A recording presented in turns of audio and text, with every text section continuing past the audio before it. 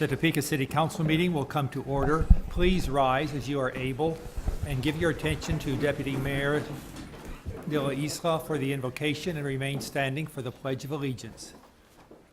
Let us bow our heads. Dear Heavenly Father, thank you so much for this day. Father God, thank you so much for the city, the people who live here, who make our city a great place to be. Father, tonight I ask for your guidance as we're making important policy decisions and we're about to bring in somebody else into the council. Lord, whoever that be, give them wisdom and a heart for our city. And Father God, give us the wisdom to select the right person. Lord, we ask for your hand in all the things that we do today. And we say thank you for another day of living. Amen. Amen. I pledge allegiance to the flag of the United States of America and to the republic for which it stands, one nation, under God, indivisible, with liberty and justice for all.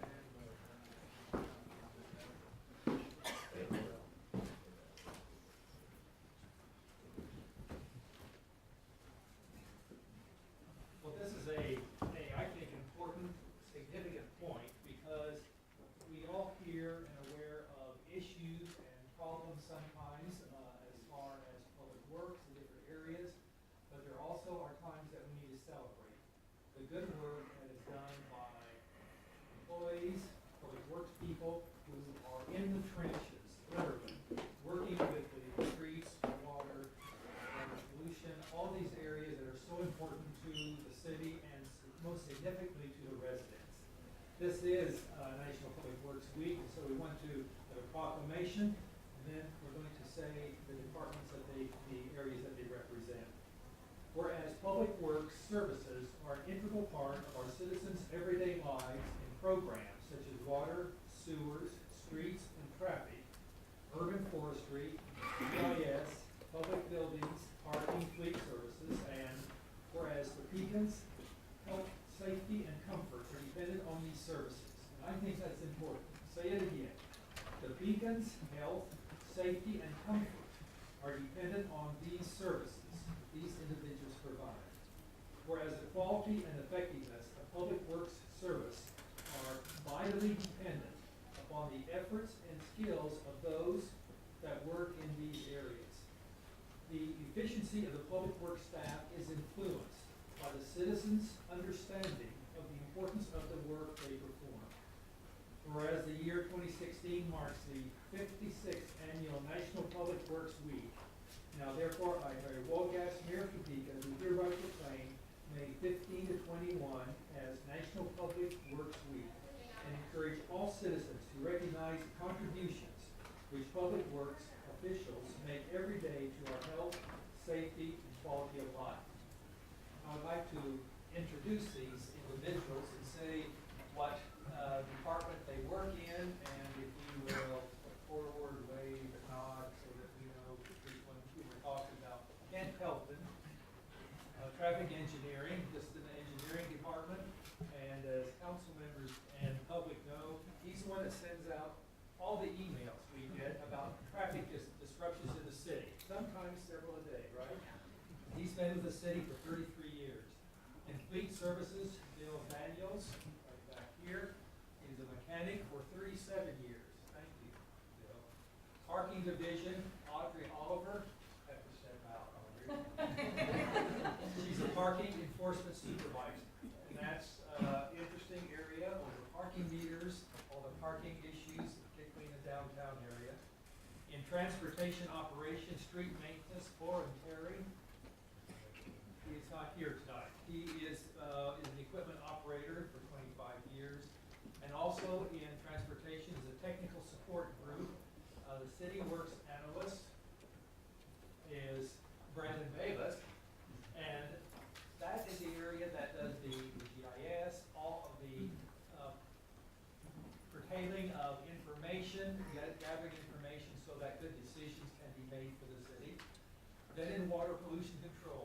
Williams, back here, is a plant operator. He monitors the pump stations, been with us for 12 years. Also in water pollution is Jim Fincham, equipment operator. He maintains the levees and the stormwater pump stations, been with the city for 19 years. In water services, Paul Ziegler, all right. He directs crews, repairing broke mains and valves. He is been with the city for 9 years. Pete Whitlock, all right, directs crews in the water distribution system. Been doing that for 9 years. Dan Zeller, utility repair manager. He coordinates the emergency utility repairs for water and wastewater. Been with 16 years. Jason DeWitt, director of water distribution, oversees the maintenance crews, repair and inspection of the water distribution systems. Mike Ogden, all right. Mike is a supervisor overseeing the maintenance workers who take care of the city facilities. Been with us for 10 years. So I think you see from the description that we have here, the roles they play. They're the ones that are out many times during the night, in snowstorms, or when there's a water main break, that we're doing that service that's so important. And then with us also is the department director, Jason P., and he will make some comments. We have two more individuals. Very good.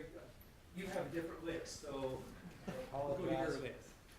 So in Public Works, we're very adaptable and responsive, but we want to also recognize Ron Perry, lead person at our water treatment plant. He's been with the city for 20 years.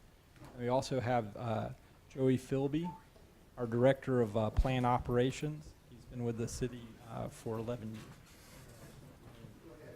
Sure.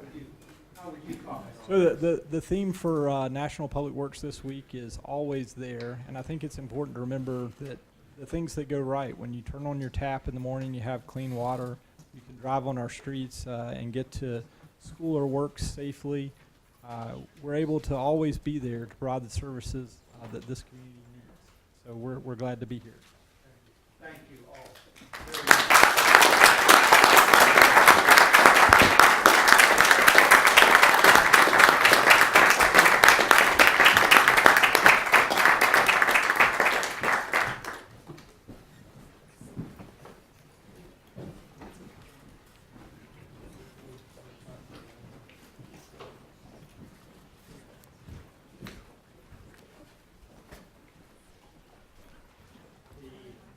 Second proclamation tonight is honoring sheltered living.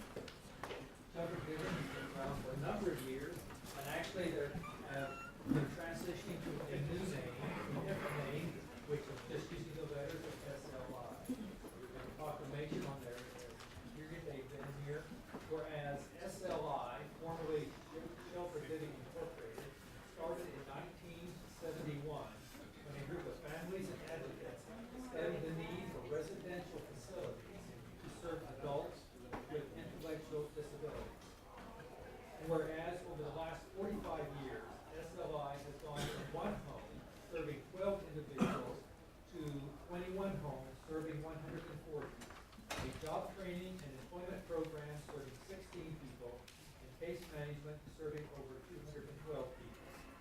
And whereas SLI has been a progressive organization constantly searching for ways to provide higher quality services while being a constant and strong voice for people with disabilities. And whereas May 3, 2016, SLI celebrated 45 years of supporting the efforts of individuals with intellectual disabilities achieving independence and participating in the community. Now therefore I, Larry Walgass, Mayor of the City, do hereby proclaim the month of May as SLI month. And this is Lisa Jackson, CEO of Sheltered Living. Thank you for what you do and what your organization is for the community. Thank you. Appreciate it.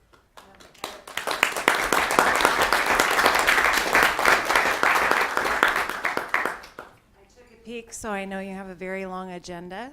So just want to say thank you to you and the city council members for allowing us to be here. We really appreciate being able to fulfill our mission and do what we do in a community that supports us. Thank you very much.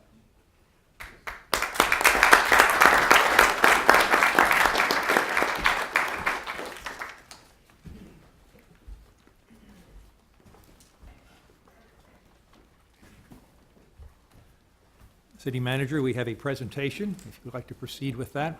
Thank you, Mr. Mayor. Thank you, Mr. Mayor. I'd like to ask Mr. Kaufman to step forward and provide the 2015 city audit.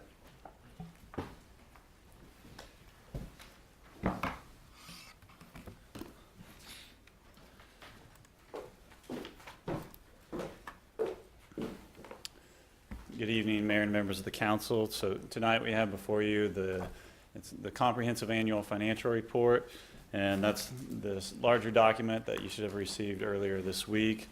And then also you have what's called the popular annual financial report, which is basically this smaller document sitting in front of you, and it's a very high-level summary of the comprehensive annual financial report. So every year we prepare the comprehensive annual financial report, and that includes the opinion of our independent auditor, who's here tonight, Ms. Audrey Oderman. She'll be speaking here in a bit after I give you a very high-level overview of the numbers of the current financial audit. So the larger document, this will be posted online. It's broken down into basically 4 different areas. So you have your introduction section, which is a very high-level overview of the city. You have your financial section, which has the management discussion and analysis, and then also the individual fund statements, and including the government entity-wide statements.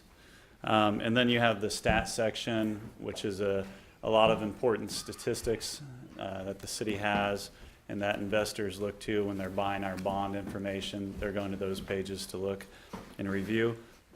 And then the governmental section, which includes the A133, 133 single audit that's required that we do every year on an annual basis as well.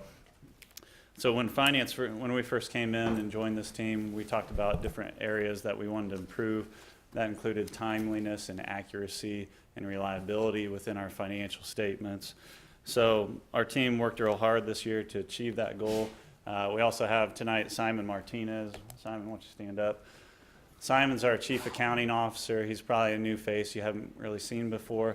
He came to the city last year, and he's doing a great job and really helping to improve our financial statements and the timeliness of those reports. So his team's worked real hard. And when I speak about timeliness, we cut a month off the financial statements from the prior year. So it was a month, it was about June 17th last year that we came to you with the financial report. So we cut another month off altogether. In the last 2 years, that's about 2.5 months that we've cut off the timeliness of the financial statements, including we improved in the accuracy.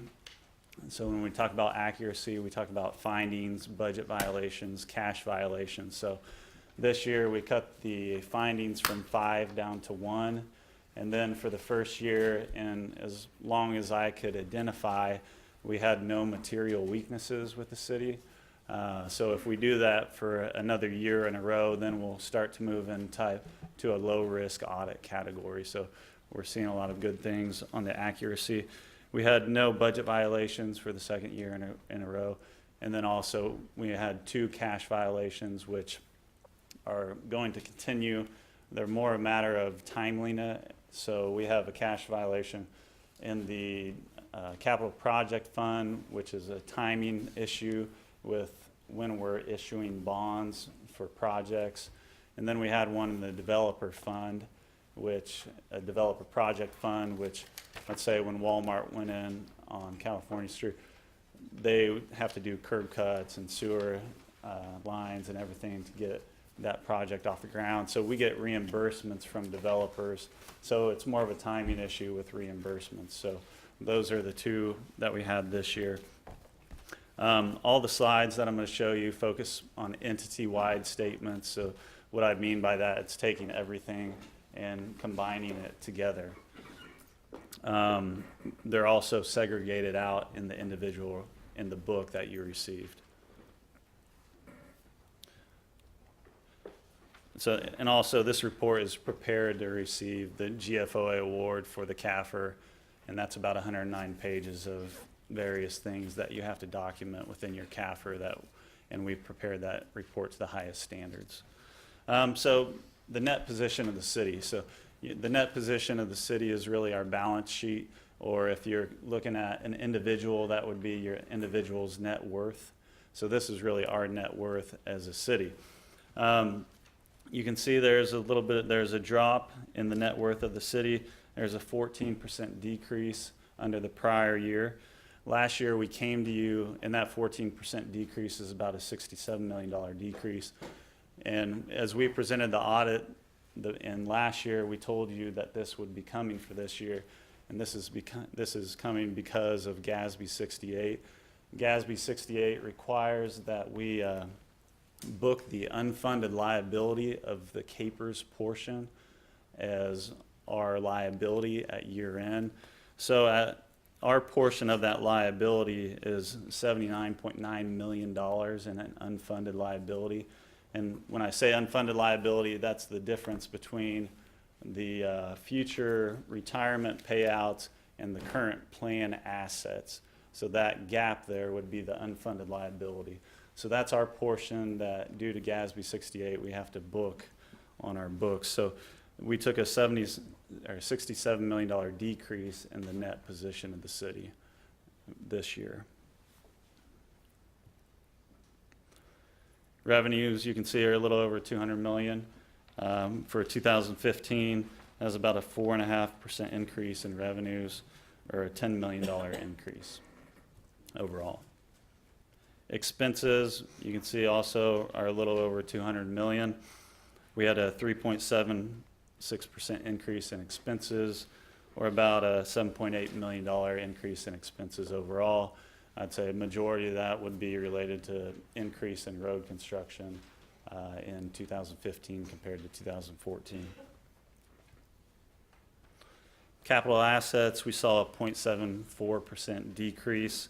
That's about a $5.2 million decrease overall in our capital assets. And that decrease this year came primarily on the governmental side, which is more of our street assets within the city. So we saw, just seeing that continue to decrease, you can see there's deferred maintenance issues there, as I think you're all aware of. You keep hearing about streets within the city. That's a decrease about $34 million since 2012. So that's something that we want to keep watching as that continued to trend down. The business increase, the business activities, which primarily make up our utilities, increased actually by about $3 million. The long-term obligations of the city increased by 18% this year. That's about a $68.9 million increase. That increase, like I just related to you, is primarily due to the unfunded liability. That's also considered a long-term obligation of the city. So that's about a $75.9 million increase due to the booking of the CAPERS unfunded liability. So with that, I'll stand for any questions. If there are none, Audrey Oderman is here from Meishauser, who's our independent auditor, and she's prepared to deliver their opinion. Why don't we go ahead and have her Okay. present, and then we can ask questions in the whole area. Good evening. So Hello. I'm Audrey Oderman, and I'm with Meishauser. This is the third year that we've worked on the city's audit, and as Brendan has said, it's progressively gotten, in our opinion, better as far as the internal controls over the city. But what I kind of want to do is just touch on some highlights, and Brandon did an excellent job on giving you a lot of really good information. Some of my favorite parts of the Big Bound CAFR are in the management's discussion and analysis, and that's on page 4 through 16. Brandon talked about that a little bit. What I like about that is it gives management an opportunity to really provide the only place where there's comparative information and do an analysis of this year compared to last year, and give you an explanation for improvements or more areas where maybe of decline. There's also a discussion about that pension GASB that he's talking about. So I encourage you to read over that closely. It's got a lot of really good information in it. And another area that I really like, of course, is the stat section. That's on pages 102 through 133. And that provides trend analysis in most areas over the last 10 years. So you can really get a historical viewpoint of the city and the trends that have occurred in the last 10 years. So I also encourage you to look at that closely.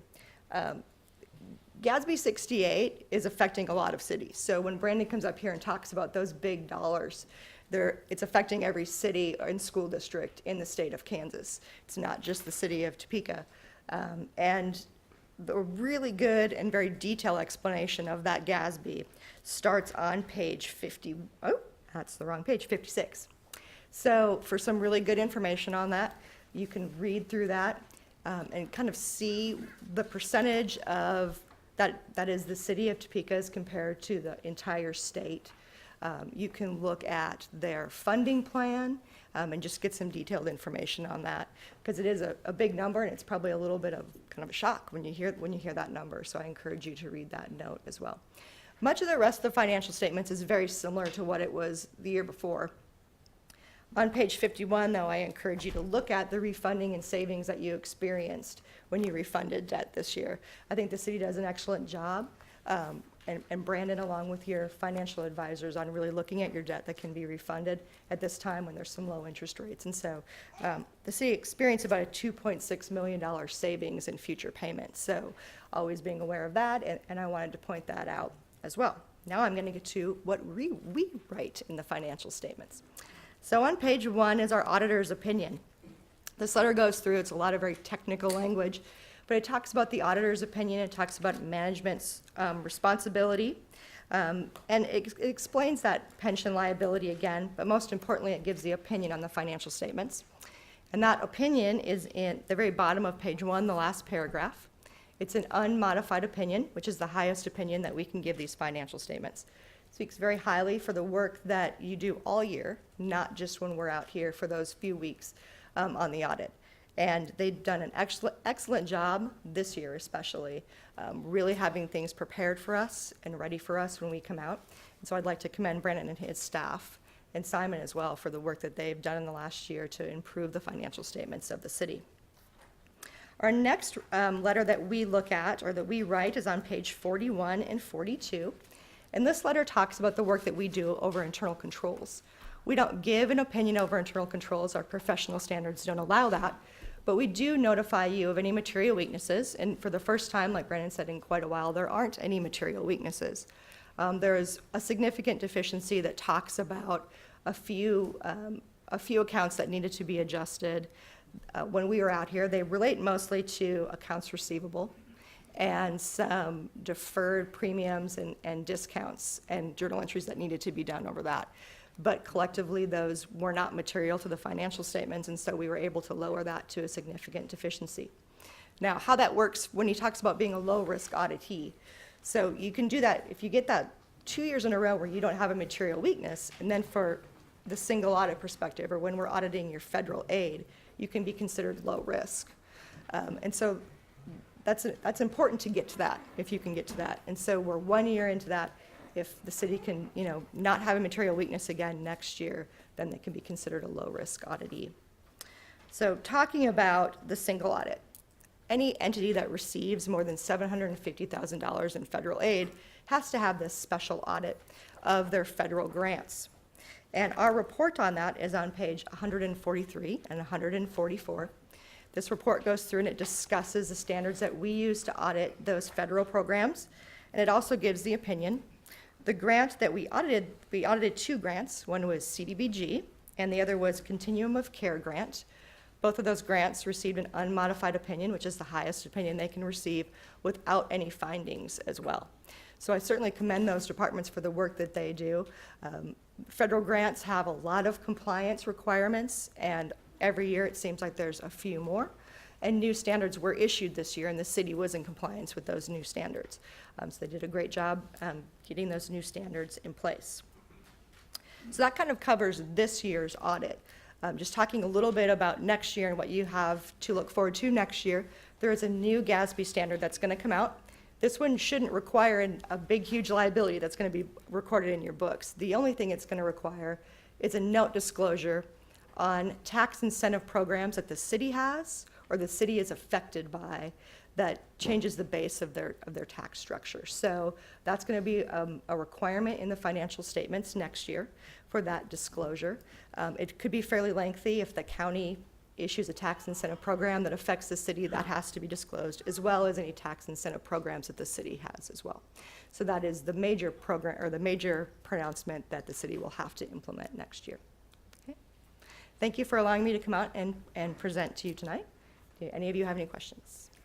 Thank you. Thank you for Yes. your presentation. And I want to make a couple comments. First of all, is the timeliness. And I think if you could comment also, this is excellent, fantastic that we've moved up our audit cycle until we're having it completed here in May. I know several years, 3 or 4 years ago, it's like August, September before we got an audit. So this is typically when we like to have them, correct? Because about as early as you can get it, and so we're right where we need to be. Absolutely. It is, we maybe could have done it maybe a week earlier, or your meeting last week, but that was cutting it a little close, so maybe next year we could move it up a week or two, but not really much more than that. It doesn't really make it, it's not really all that feasible to do that because we're waiting on confirmations from all kinds of entities, and it takes them a little time to get that done. But certainly it makes your financial statements much more relative to your bond buyers, and the federal grantors as well. The sooner you can get them out, the better. So certainly they worked very hard this year at having everything ready for us when we came out for the So, and I'm complimenting our staff. Absolutely. Brandon Absolutely, and yes. Simon and the work that they do. And then secondly, the aspect that we have no material weaknesses. That's right. Because we used to have a number of That's those. correct. And now we have moved that up, and now just having one the significant is a tremendous improvement So- from what it has been. A very large change, yes. Thank you. Yeah. Other questions, comments? Deputy Mayor DeLisla? Thank you, Mayor Wolgast. Every year, I express how excited I am about hearing about our financials. Having been through several audits myself, the fact that we have no material weaknesses is huge. Huge compliments to the Department of Neighborhood Relations, because I know how difficult it is to work with a continuum of care grant and the match dollars and the reporting of it, and it is grueling. The federal government looks at every single line item. So to the team over there, thank you. You're doing an amazing job. I would hope that tomorrow, and I'm going to be very bold here, front page and in all the articles that the news talks about, they talk about how awesome our CAFR is. Because if you really want to talk about transparency and about how a city is run, you really are able to tell that by the way that the finances are managed. Our finances are out there. They're on our website. Our finances are being reported, are looked at by auditors, and it is so exciting to hear that for a second year in a row, we are considered excellent. The fact that we don't have any material weaknesses and our management letter is clear means that when we go ahead and we ask for those grants to the federal government, they look at those things, and we are capable of retaining those dollars because they look at that. I'm sure that it also has to do with our bond ratings, correct? So huge congratulations to the team who worked so hard to make sure that we have these reports and that we are showing our constituents and our community that we are being excellent stewards of the funds that we're receiving from them. Councilman Jensen? Thank you, Your Honor. I would also like to echo my congratulations to all the folks that participated in that process. It's a huge deal, and the fact that you got it done ahead of schedule is just incredible. I do have one quick question on the tiny issues you found. Is it realistic to correct those, or do our business practices in some cases just not work with what the requirements would generally recommend? No, I think there's actually a plan in place. We met with the departments that were affected by that finding before we issued the report, and the adjustment was made in these financial statements, and they understand fully what that adjustment needs to be made for next year. So Excellent. I envision that they could, certainly something they can So do. we can do even better next year. Sure. That's incredible. Very good, This very is going to good. be fantastic. Guys, thank you so much. I can't express how important it is to get these done and done right and done fast, and this is just wonderful news for our community. Thank you. Other questions or comments? Seeing none, thank you. Thank you very much. Thank you, Brendan. Thank you for the presentation. It was excellent. The next item is the roll call. Mayor Wolgast, Here, Ms. Hiller? Here. Clear? Ortiz? De La Isla? Here. Jensen? Present. Schwartz? Here. Cohen? Here. Harmon. And council members, there are no additions or deletions to the agenda, and I believe we will have, I think, 3 executive sessions at the conclusion of the meeting. We will then proceed with the consent agenda, if the clerk would read. A is a resolution introduced by Councilmember Karen Hiller granting Downtown Topeka Incorporated and Celtic Fox an exception to the provisions of City of Topeka Code Section 945-150 et seq. Concerning noise prohibitions. B is a resolution introduced by Councilmember Karen Hiller approving a special event known as Second Saturday Summer Concert Series. C is minutes of the regular meeting of May 10th, 2016, and there is a list of open after midnight, cereal malt beverage, and dance hall applications before you. Thank you. That is the consent agenda, and your pleasure. Councilman Jensen So moved. moves to approve. Deputy Mayor Delisla seconds. Any discussion? All those in favor vote yes. Those opposed vote no. I vote yes. We have 9 yes. 9 having voted yes, the consent agenda is approved as read. We proceed to the action items. 5A. for the A is selection. selection of council member to fill an unexpired term of council district number 4. Okay, and thank you for the candidates seated here in front of us. First of all, thank you for your application, for your interest in representing the community, and coming before us and going through this process. We will work through it as easily as we can, and the process in general is, first you will be ushered out by Angela Horn, the assistant to the council, to a council conference room, and then you will be brought back one at a time in the order that you filed. You will make a brief opening statement for 4 minutes at the podium there, where there is a timer. You'll have a green light when you start, and a white light when there's 1 minute remaining, and then a red light when you have to stop. And there is no extension of time, so you have to keep it within the 4 minutes. And then following that, we will have the questions asked by the council members that you have received copies of, and we will go around and the individuals will answer them, ask them, and there's a 2-minute time frame for each of the question answers. And the person asking the question can follow up with another question if they wish. That's a quick overall view. Deputy Mayor DeLisla, you want to add some more comments to that? No, Mayor Wolgast, you covered the whole process. I think we will, so if you will exit, and we will then be ready to proceed.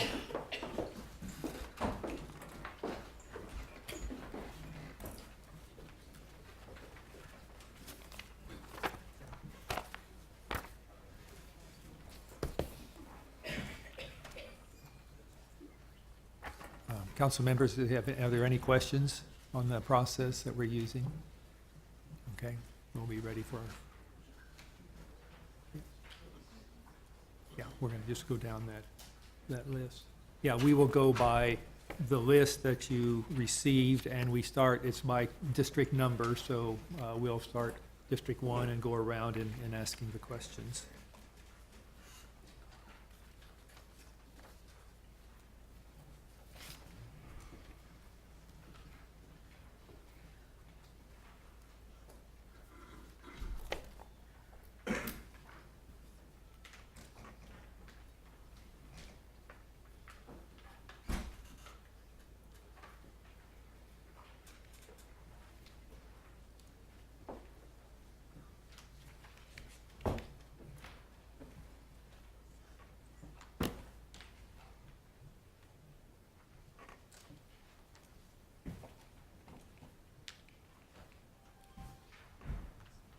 We do not have communications back and forth, so we can't. Here she is. Oh, okay. City manager? Yeah, yes.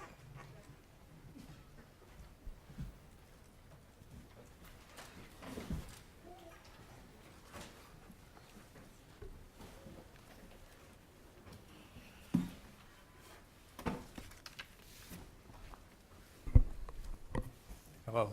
Hi, good evening. I'll begin with my introduction here. My name is Zach Haney, and I am a passionate fifth-generation Topekan with the desire to serve my neighbors of District 4. As a child, I fell in love with entrepreneurship. I was the kid selling lemonade on the corner and candy in the hallways at school. But it wasn't just entrepreneurship that motivated me. I joined student council in 5th grade and was immediately hooked. As I went through middle school, my desire to serve went beyond the walls of my school. At the age of 14, I came up with the idea to host a carnival for the Topeka Rescue Mission. That event became an annual event that we would hold every year. It also allowed me to create an organization called Teens Taking Action. That organization would impact thousands of people across the country, not just here in Topeka.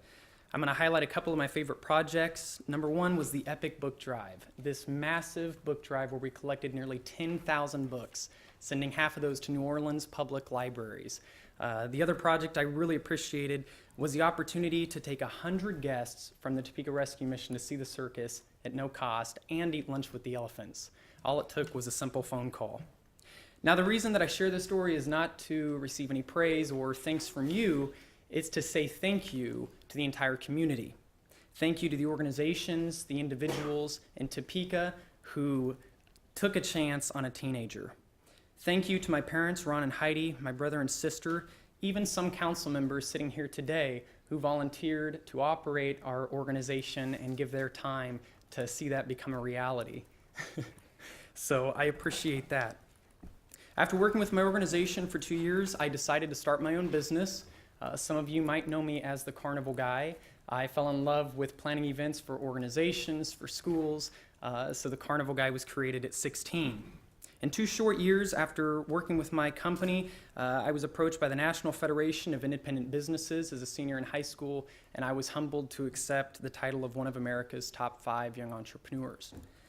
Today, I work for Action Coach Business Coaching in Topeka, where my title is author, speaker, and trainer, and by the end of the year, I will be an official business coach. Finally, I am confident in my ability and motivated to represent the neighbors of District 4 and the young people in this community. Thank you. Thank you. We'll proceed then with the questions. Councilwoman Hiller. Thank you, Mayor. Welcome, Zach. Thank you. Thank you for applying. Something that always is in front of me is just the enormity of the task that we've all taken on. So my question is, what is the size of the city's total annual budget? So I did some research, and the City of Topeka adopted operating budget for 2016 is $270 million. That's what I found on budget.topeka.org. And I just wanted to say, too, that I really thought the site was incredible. I had not been there before. It was very easy to understand, easy to use. So kudos to the development team of that website for allowing the information to be so easily accessed to understand where the funds are going. Thank you. Thank you. Councilwoman Claire. Can you tell me some qualities that you find in coworkers, team members that are annoying to you, and some qualities that you find refreshing? Yeah, so that was a good question. When I was looking at the list, qualities that I would find annoying would be, number one, poor time management skills. So I've worked in teams, worked with different organizations, and it's hard for me to show up with being prepared and then the other teammate not having their part of the task finalized. So I really appreciate it when people are on time. I believe in keeping a calendar and practicing time management. The final thing that I would say that I find annoying is just maybe rude or people that like to gossip.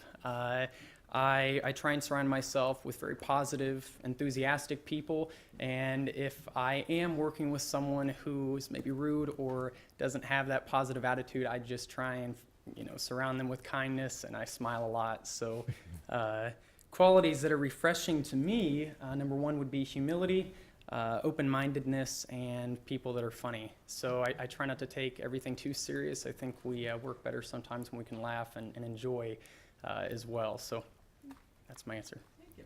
Thank you. Councilwoman Ortiz. Thank you, Mr. Mayor. Is that Zach? Okay. My question is, how do you provide the city manager with feedback regarding performance? And how do you plan to work with him to improve your district and city? So I believe in open communication. I'm not the type to just beat around the bush. If I have a question or concern, the city manager should expect a phone call from me, or me trying to come into his office to talk to him. So I like to go straight to the source if I have a concern about something, and I would expect nonetheless from the city manager as well. So if he has questions for me, I would appreciate him getting in touch with me directly. There is no doubt in my mind that I couldn't work well with the city manager. I'm easy to get along with, and I believe that we could do great things together to better the District 4 and the city as a whole. Thank you. Thank you, Mr. Mayor. Deputy Mayor De La Isla. Mayor Wolgast, could you comment on what you understand your challenges are within your district, and what are the biggest assets that you hold as well? Yeah, I'm gonna have to get through this one because I had a long answer for you. So, number one, I love East Topeka. Pretty much all of my family on my father's side call District 4 home, so I've grown up over there. I will address the strengths, the positive parts before I get to any negatives. Strength number one that I see is community support. So last week someone asked me, they said, "Hey, Zach, aren't you a little worried with all the competition for that seat?" And I said, "Not really." What it did for me was really open my eyes to say, wow, we are fortunate to have so many people in District 4 that are passionate and enthusiastic about taking over this seat to represent our neighbors. So it's humbling to see something like that. We have community support. Strength number two that I see would be some recreational opportunities. Now this strength could use some more support from the city, but we are located next door to a beautiful lake, Lake Shawnee, and then we have Dornwood Park and a couple of nice trails in the area as well.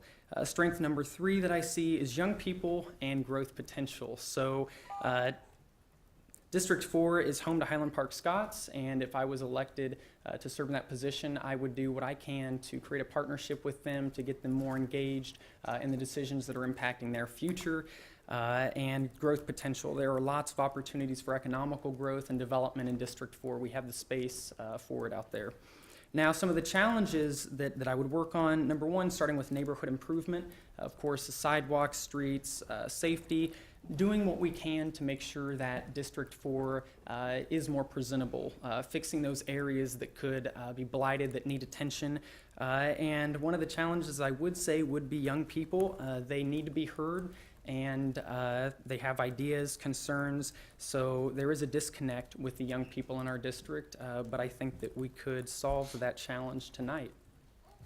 Mayor Wolgast, Yeah, I have a follow-up question. Yes, that is right here. Out of those challenges that you described, which one would you tackle first? Out of the challenges there, the big thing would be the neighborhood improvement. So I just want to do what I can to make District 4, look the best that it can be. So that would be my number one. Thank you. Thank you. Councilman Jensen. Good evening, Mr. Haney. Welcome. What is your vision for the future of our fine community? And if we select you, how will you work to achieve that? So vision is something that we can see. It's an idea that we're working towards, and my vision for Topeka sounds a little like this. Creating residential, commercial, and recreational spaces that are safe, well-maintained, well-lighted for years to come. I would like to see Topeka create an environment that encourages entrepreneurial and economic growth throughout the city. I believe Topeka has the ability to create tourist and social destinations through the variety of areas we already have, including the bike trails, downtown Topeka, Brown v. Board, Noto, just to name a few. Finally, I want Topeka to be a city where people strive to reach their full potential, whether that be through education, entrepreneurship, culture, and recreation. I would work on this vision by encouraging the organizations and groups that are already working to make Topeka the best city that it can be. And I would do my best to facilitate those partnerships like I spoke of with local high schools, Washington University. I would love to see young people getting involved to take part in developing and pursuing that vision. Thank you, yes. A follow-up. So within that vision, which I think is excellent, what do you feel the role of the council is in achieving that? You mentioned a lot of private sector and nonprofit sector organizations, but what's our role as government? Well, I think that sometimes these organizations may feel like they lack the support of local government. So just making sure that they feel that we are there, that we support them and their ideas, their actions that they're taking. So myself personally, I'm involved in quite a few organizations. I sit on the Brown v. Board, Sumner Legacy Trust Board, involved in NOTO, a lot of different entities. And they have wonderful visions for the city. So I would personally, be there to volunteer, make sure that they know that they have a voice here on the council that supports them and the ideas that they have to better our city. Excellent. Thank you. Councilwoman Schwartz. Thank you, Your Honor. Welcome, Zach. Thank you. All cities are facing fiscal challenges. How would you address balancing the budget and consider various alternatives and trade-offs without raising taxes? Yep, so just like balancing a personal budget at home, there are times where money is tight or even not available. During those times, you're looking at all of your expenditures and doing your best to find areas where you can save. We make sacrifices, and it's not always easy. But as a city government, it's our responsibility to ensure that we make the best decision for all Topekans. We can't live above our means, and we must do what is right. So my goal is not to raise taxes or even cut areas that could harm city employees or significant programs that people depend on. And I understand that it would be a difficult decision, and I can't really say, what areas I would do to cut right now, or if that came down to it. But I would definitely make sure that I have an educated and informed decision before voting on something like that. Thank you. Thank you. Councilman Cohen. Welcome. On a scale of 1 to 5, 1 being most important and 5 being least important, where do city street and utility infrastructure projects rate on your list of priorities? And please explain. Yeah, just like many residents in Topeka and District 4, I can't exactly say that I'm impressed with all of the city streets or even utility infrastructure, but I do understand how much groundwork is out there. So sometimes we have to cut these people some slack. They are working very hard, just like tonight. We saw the wonderful individuals that were here and their length of service. I know that there is a lot of work on their plates, and I've seen some of the things that they have already completed, like downtown, the infrastructure there. So I'm excited to see what's to come. I will say, driving here off of Madison, I nearly lost my car and some of the holes there on that street. So I would say that it's on my top priority, sitting at number 2. Okay. Councilman Harmon. Thank you, Your Honor. Thank you, Zach, for your interest in serving the citizens of Topeka. Complete the following sentence. Leadership is. Well, I'll probably have to say this was my favorite question, and partly because it's a part of my job title now as a leadership trainer. So on a regular basis, I get to work with people in developing stronger and more proactive leaders. My definition of leadership is different than most people, I would say. Some people feel that leadership is only meant for maybe the mayor or the CEO, and I believe that leadership is for everybody. Leadership is an action. It's a mindset that you should use each and every day.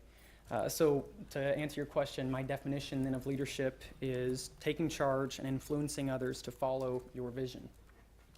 Okay, Thank you. And I have the last question. How would you reconcile representing both your district and serving the city at large? Well, yeah, first and foremost, I would represent the people of District 4, the needs that they have and want me to bring to the table. So that would be my top priority, but I'm definitely looking out for the entire city of Topeka as a whole. So I know I continue to stress on that I would like to be the voice for young Topekans, and they don't just live in District 4, they live all over the city. So I would work to make sure that I'm that voice for everyone. I also mentioned earlier, I already volunteer in other capacities across the city, so I'm very active regardless of just District 4. I'm all over the place, and I will do my best to continue to grow in those roles and push this city forward for years to come. Thank you. Thank you. Thank you. That completes your presentation. Thank you very much for that.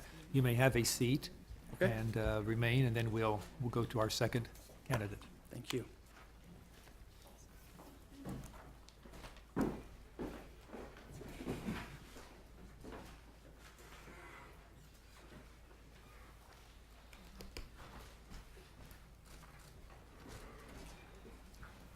Our second candidate is Christine Fisher. Welcome. You may present your overview then.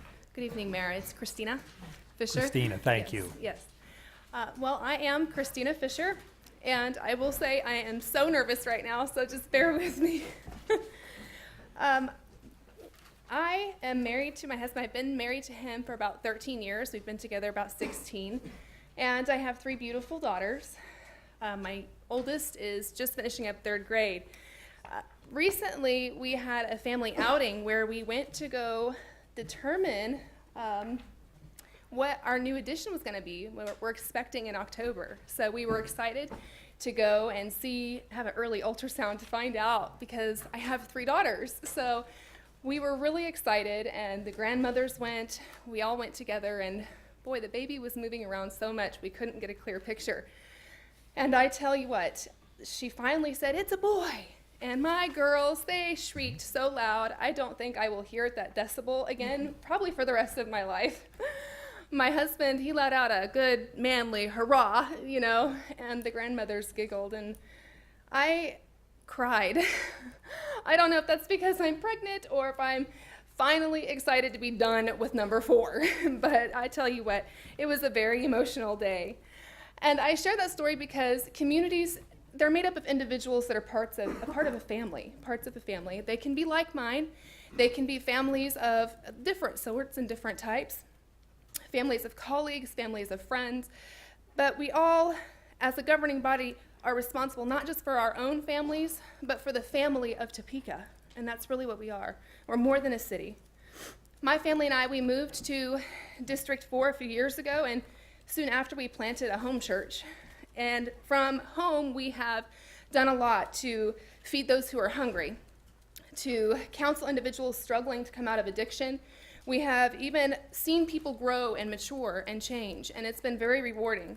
The last 2 years, we've organized the egg races and painting during the extravaganza stuff that they have at the Gage Park every year. This was their third year, and we've done it 2 years now running. We've also organized the block party a few blocks from our school associated with National Night Out. So we've been working, and I have a heart for the people in the community, and I think that has proven that over the last couple of years. My work history includes accounting, a nationwide retail management, and in 2015, I worked for my first legislative session. They say that once you start, you either love it or you hate it. And it just kind of got in my bones. I really enjoyed it. There were so many things about it that were challenging and frustrating, but so rewarding and so exciting. And so I just really enjoyed working with the people from diverse backgrounds, with diverse opinions, and working together to help those who have real needs. In addition to working at the State House, we also own a small business, Versatile Interchanging Accessories. And I have had to teach myself everything from patent filing, Lord help me, and all the way to online, teaching myself how to do online resources, starting websites, all of that stuff, HTML, which has not been fun. I've had to be resourceful without going over budget. I've had to determine what expenses are necessary and what expenses are not necessary. And I've also had to learn what sacrifices should and should not be made.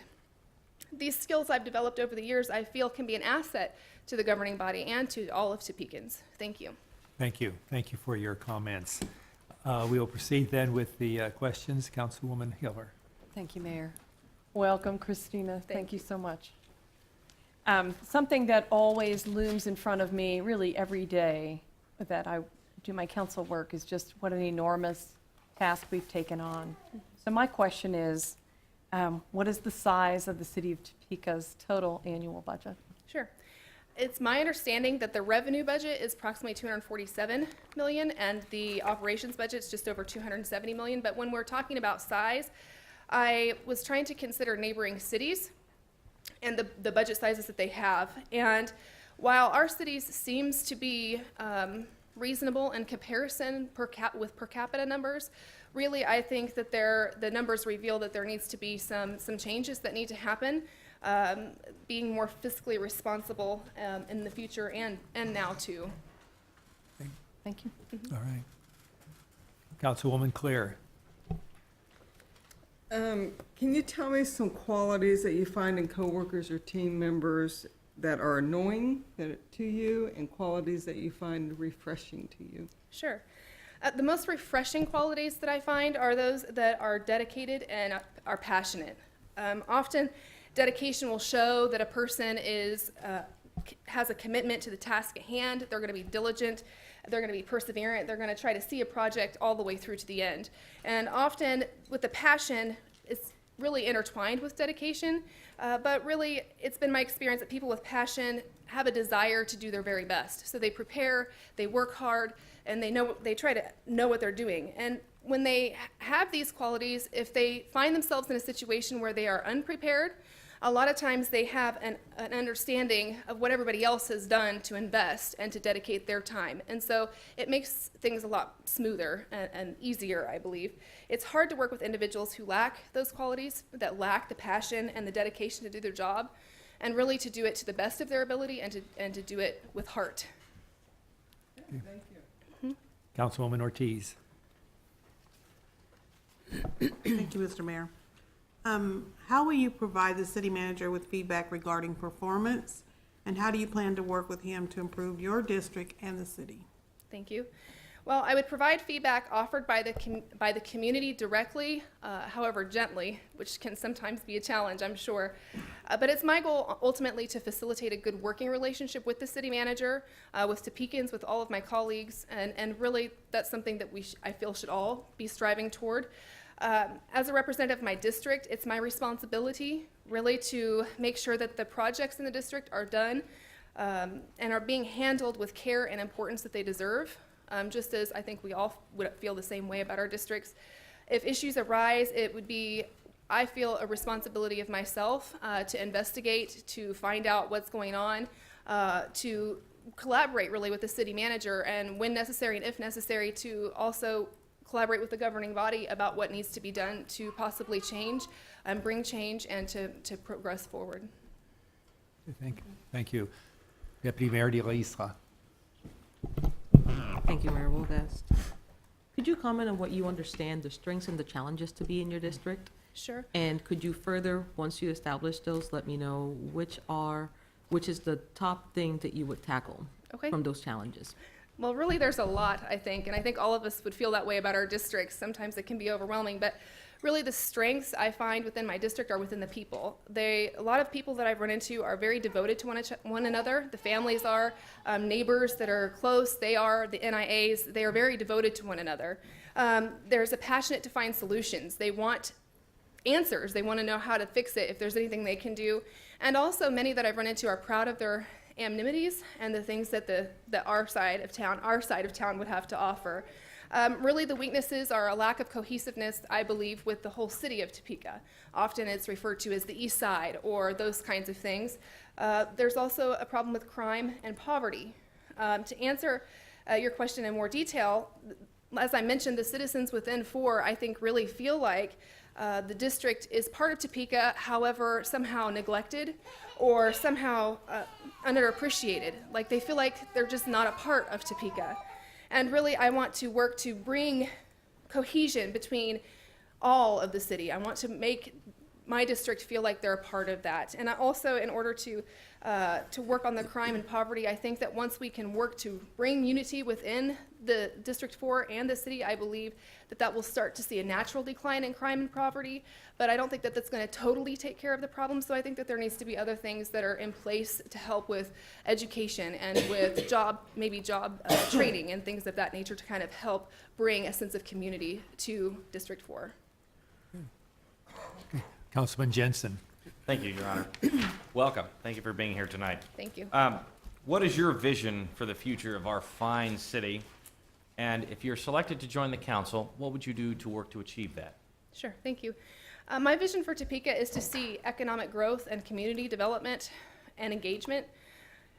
In order to do this, I would work to provide adequate education and career training, as I mentioned kind of briefly before, and to promote entrepreneurialism and produce qualified workforce for employers. I think that to see economic growth, I would work to facilitate the creative and entrepreneurial spirit that brings diversity and sustenance to the city. In addition, I would collaborate with small business owners and probably even real estate owners to see if there's a way to bridge the gap that we're seeing in a lot of vacant buildings across the city. Thank you. Councilwoman Schwartz. Thank you, Your Honor. Welcome, Christina. Thank you. All cities are facing fiscal challenges. How would you address balancing the budget and consider various alternatives and trade-offs without raising taxes? Well, I believe that being active in the community is a good start. And I think that the open budget meetings that have been happening and the public polls are assets to the governing body. In the case of trade-offs, and if they should happen, I think that they're good assets because we can see what the public has to say about priorities and what they feel their priorities are. It helps us to understand what they are. In addition, I think that trying to think outside the box would be helpful. The things that I can think of would be to, if we do have to divert or reduce any part of our operation, would be to, is there a way that the city can partner with NIAs or across the city, with nonprofit organizations or places of worship that maybe have the resources to be able to take care of some of the things that we may not be able to? Councilman Cohen. Thank you, Mr. Mayor.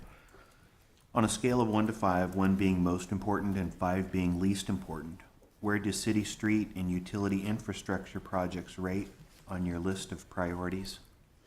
Thank you. I believe that it would be a 1. And I know that it's difficult because so many of the issues that are facing the governing body are actually intertwined and related, but I do think the infrastructure should be a number 1. Following the budget, one thing is very clear, that there has to be an immediate and long-term priority for several reasons. I realize that the governing body has been working to address these changes and help the citizens to see that we are working on streets and so on and so forth. But we do have to, again, consider infrastructure a top priority in the future. Infrastructure is important because it directly relates to public health and to economic development, which are both important for Topeka to continue to grow. If we fail to make this a priority, the voting public may not give us another chance to be able to do what needs to be done. Councilman Harmon. Thank you, Your Honor. Welcome, Christina, and thank you for your interest. Complete the following sentence. Leadership is. Leadership is like having a baby. And let me explain. It's terrifying at the thought, really. I mean, it's terrifying at the thought. And then during the labor and delivery, it's excruciating. It's just excruciating. And then after seeing the baby, after seeing the accomplishments, all of a sudden, all those things that we dealt with, all the troubles, all the concerns, all the problems, they just melt away, and you just appreciate and love your accomplishments and working with those that help to make it happen. Okay. All right. And I have the final one. How would you reconcile representing both your district and the entire city of Topeka? Well, to me, it would be no different than coaching my kids' baseball team. Winning still matters to me. And when we're on the same team, the way I see it, when we lose, and it hurts. When we win together. And as a team, it's important for me to go to my district to work out the weaknesses and the things that need to happen. And in doing so, I think that helps make Topeka overall a stronger place to live and to work and to play, really. So I think that though we are all parts of different teams, if you will, we're all on the same team when we work for the city of Topeka. And that's, to me, no different than what it would be. Very good. Thank you. Mm-hmm. That completes your presentation and questions. Thank you very much. You may have a seat. Thank you.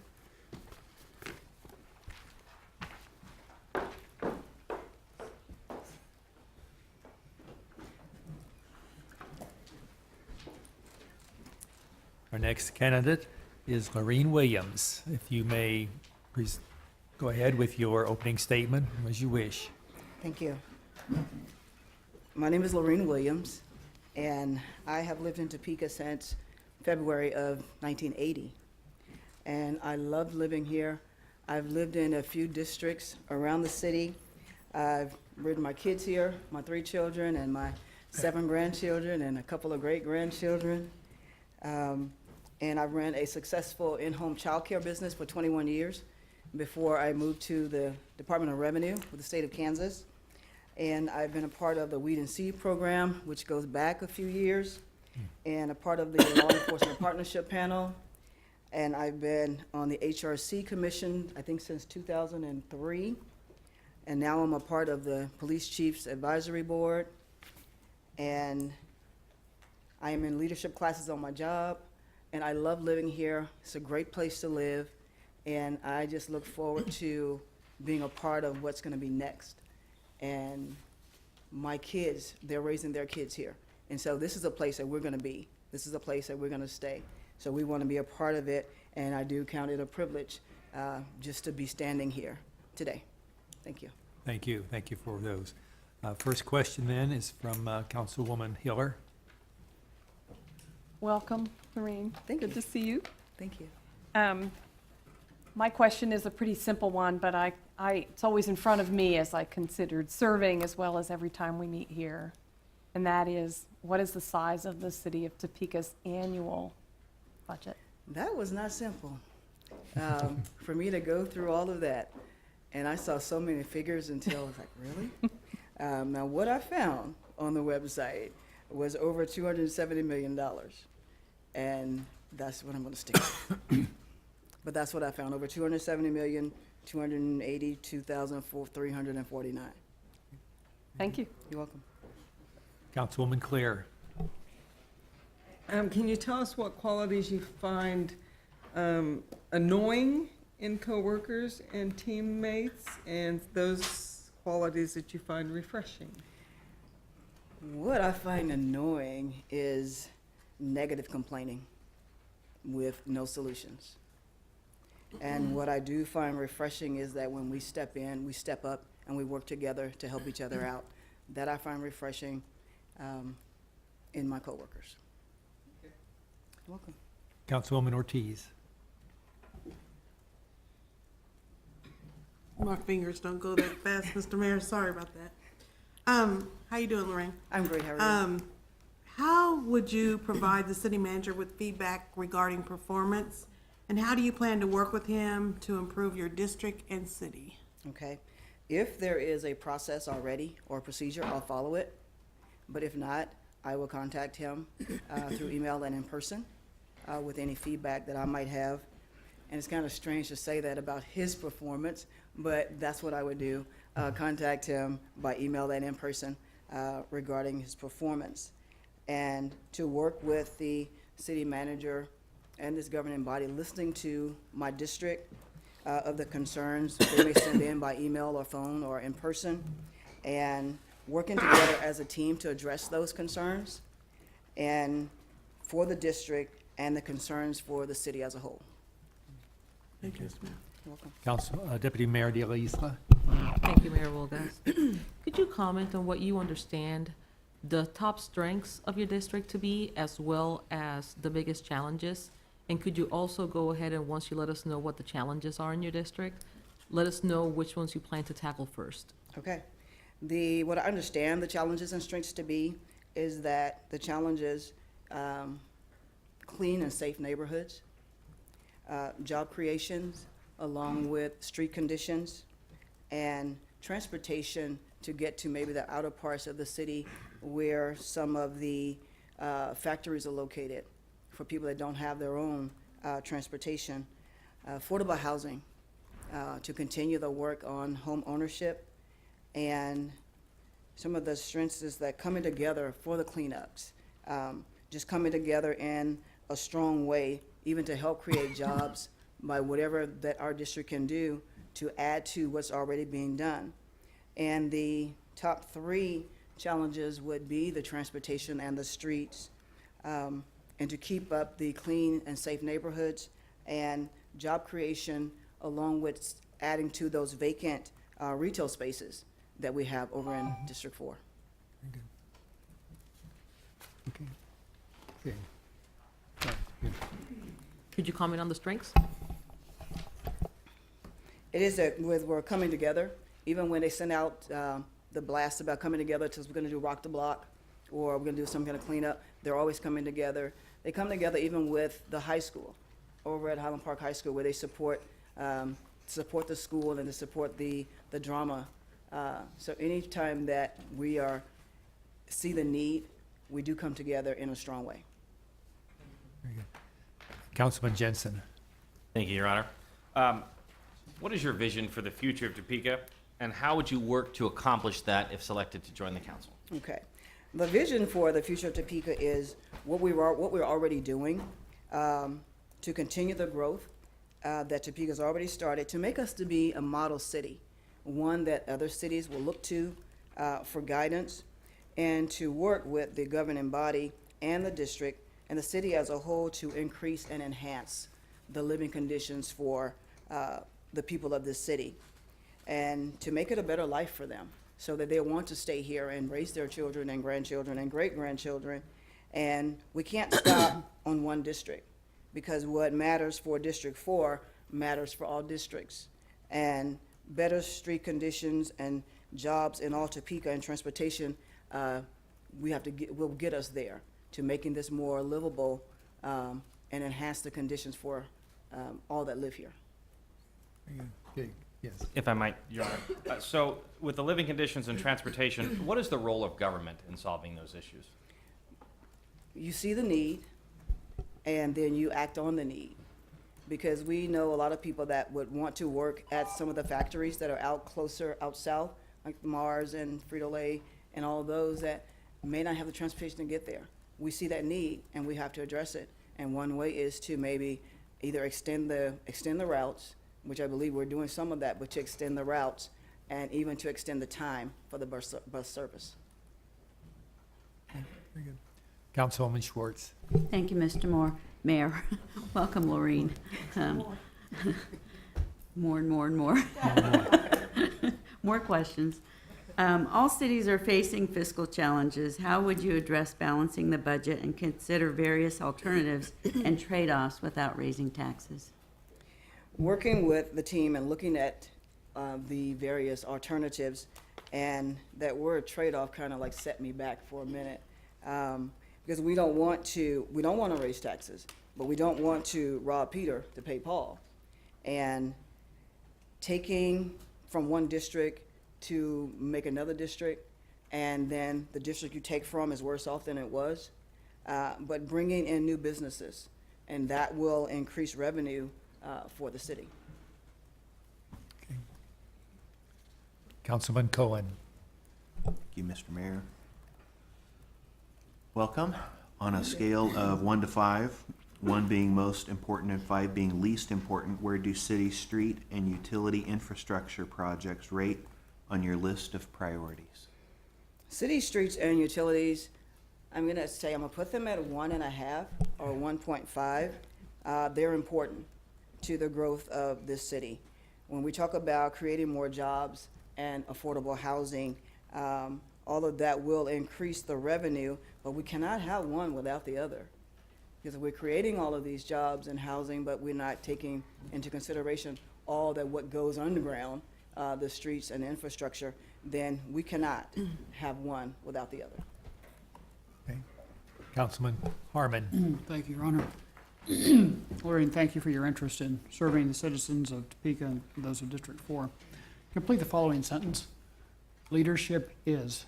Leadership is creating an inspiring vision so that you can, and to motivate and inspire others to join into that vision. Leadership is choosing to care. It is choosing to care enough to act. People want to be a part of an inspiring vision, but leadership is choosing to care about what goes on, not only in District 4, but in the city and in the lives of people that live here. And my question is, how would you reconcile representing both your district and the city at large? I would, by doing the things that matter to my district, and therefore it will be restoring the relationship between the district and the city. When the city acts on the concerns of the district, that relationship builds, and the district will believe that the city cares. Serving District 4 is serving the city of Topeka. Okay, thank you. Thank you. Thank That you. completes your presentation to the council. Thank you again for Thank you. your volunteering to serve. You may be seated. Thank you. And we'll continue with the next candidate.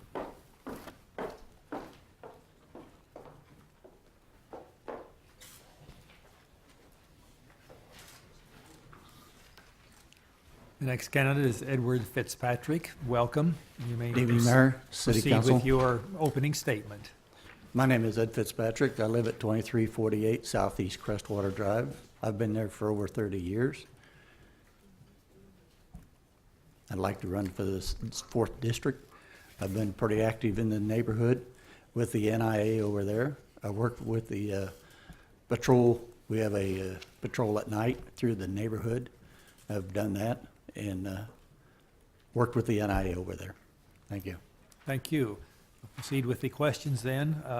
Councilwoman Hiller. Thank you, Mayor. Welcome, Ed. Thank you. My question is one that I see is regarding something that I saw looming in front of me as I ran for council and see in front of us each time we meet. And that is simply, what is the size of the city of Topeka's total annual budget? Well, from what I understood tonight, it's kind of hard to tell. But doing some research, the number out there is a little over 270 million. Thank you. Okay. Councilwoman Claire. Thank you. Can you tell us some qualities that you find in coworkers and team members that annoy you, and some qualities that you find in those people that are refreshing? When I was working years ago, I'm retired, employees that used to come in late and try to draw a check against the people who would show up early and maybe leave late. Those were the cons and pros. Councilwoman Ortiz. Thank you, Mr. Mayor. Good evening. Good evening. How will you provide the city manager with feedback regarding performance? How do you plan to work with him to improve your district and city? I was kind of complexed about that question because I didn't know which performance, whose performance I was evaluating, not knowing the city manager or having worked with him. I have met him before or introduced myself to him at one of the NIA meetings. I don't know if he remembers me or not. But anyway, I would take him out and drive him around the darn district so he could see firsthand and explain to him what district is all about. I've done that too. Good to take a drive. Does it work? Take them on them bumpy roads. Thank you. Deputy Mayor DeLisa. Thank you, Mayor Wolgast. Could you comment on what you consider the strengths of your district to be as well as the challenges? And could you also address which of the challenges you would address first? Let's see, you're asking challenges is actually streets. That district over there as a whole is pretty good. There are some rough sections of that district, but you have to go back, way back, when there was an Air Force base here in town. And that particular section of town, it was base housing. Well, as you know and I know, those houses deteriorate. People don't care about what the housing looks like. It's just a place to flop for the night. And so they really don't take care of that particular house. And it was never built like a neighborhood. It was built for something else. Councilman Jensen. Thank you, Your Honor. Welcome. Yes. What is your vision for the future of Topeka, and how would you work to accomplish that if selected to join the council? My vision for the Topeka is, number one, is streets.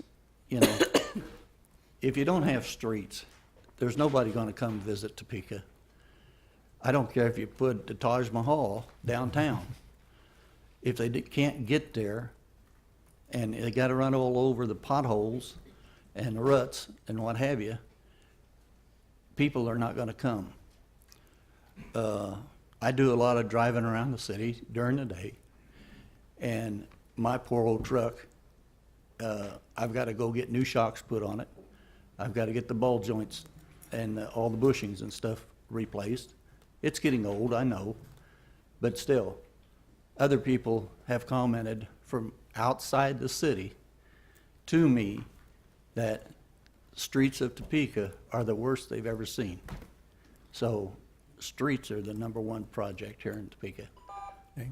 If I can follow up. Yes, certainly. So how would you work to change that then if you would join the council then? Well, I think your budget is set up so it's kind of streets and what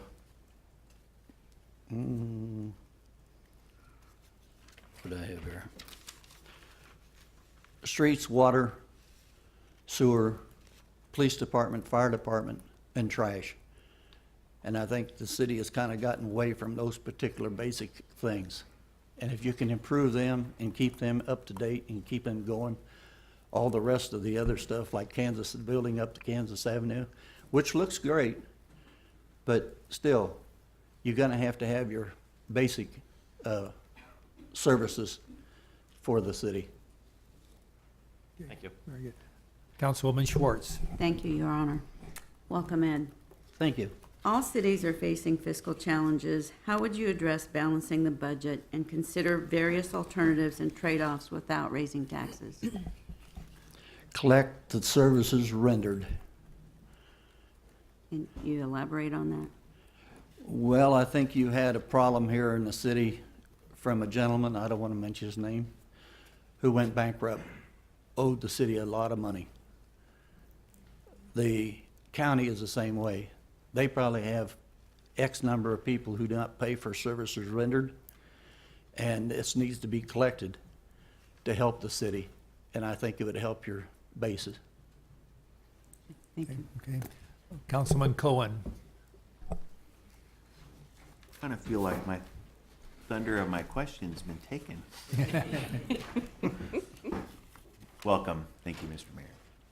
On a scale of 1 to 5, 1 being most important and 5 being least important, where do city street and utility infrastructure projects rate on your list of priorities? Well, #1, water #2. I'm gonna put the fire department #3, police department #4, and trash #5. Okay. That's how I'd rate it. I would rate the police department higher than the fire department. I've had incidents with the police department, in fact, calling them, having them come out to the house, or being involved in, give you an example. I was coming home around Christmas time. I turned off California on the 35th, and I seen this big puff of fire. Well, to my knowledge, it was, and thought, the house decorations. I go drive down there. It's a police car. Somebody just threw some gas on it. Call the fire department. Fire department says, we have no report of a police car on fire. No officers reported a police car on fire. Police department did come out, or fire department did come out, and yes, it was on fire. Okay. All right. Councilman Harmon. Thank you, Your Honor. Thank you, Mr. Fitzpatrick, Thank for you. your interest. Complete the following sentence. Leadership is.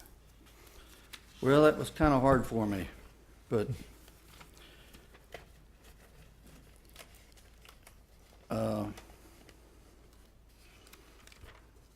honesty, forward-looking, competent,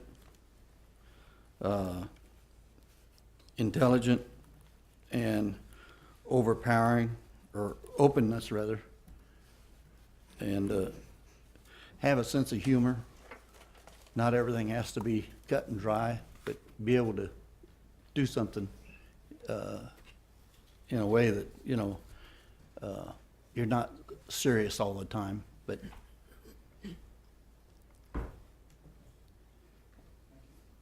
My question is, how would you reconcile representing both your district and serving the city at large? I think it kind of goes hand in hand. Everything that you people up there do, yes, you represent your district, but what you do in your district does affect what goes on in other districts. So you just have to work with your other council members and, you know, tongue in cheek or give and take, you know. It works out. Okay, very good. Thank you. Okay, thank you. Thank you. That completes your presentation to the council. We appreciate again your interest in serving the city. You may have a seat, and then we will proceed with the next candidate. Thank you.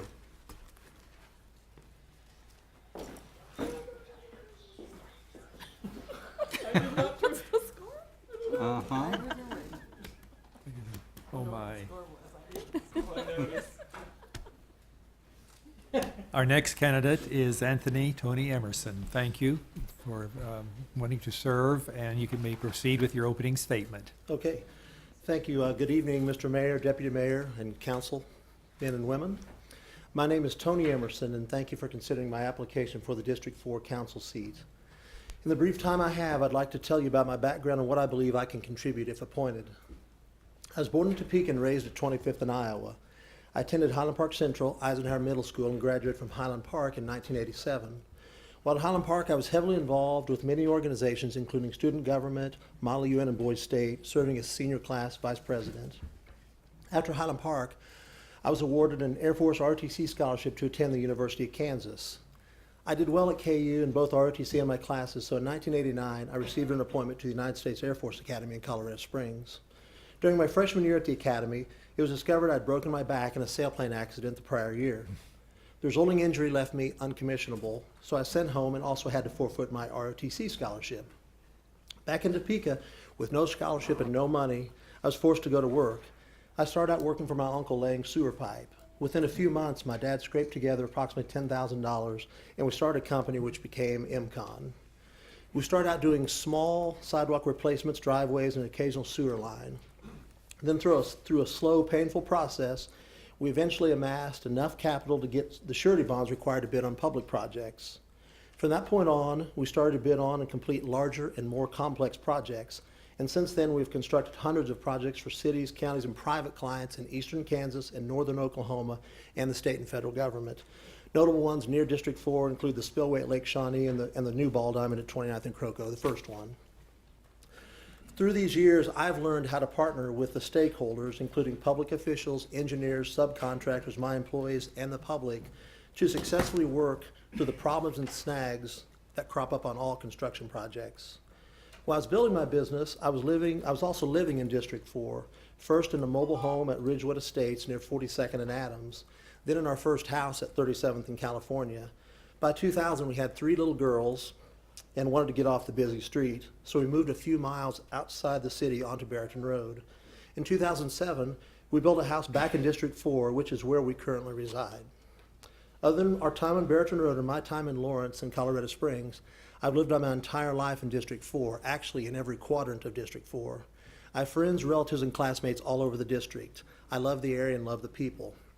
In summary, I think I can be a real asset to this council for the following reasons. 1, I've been a long-term resident of District 4 and thus know the area, the issues, and the people.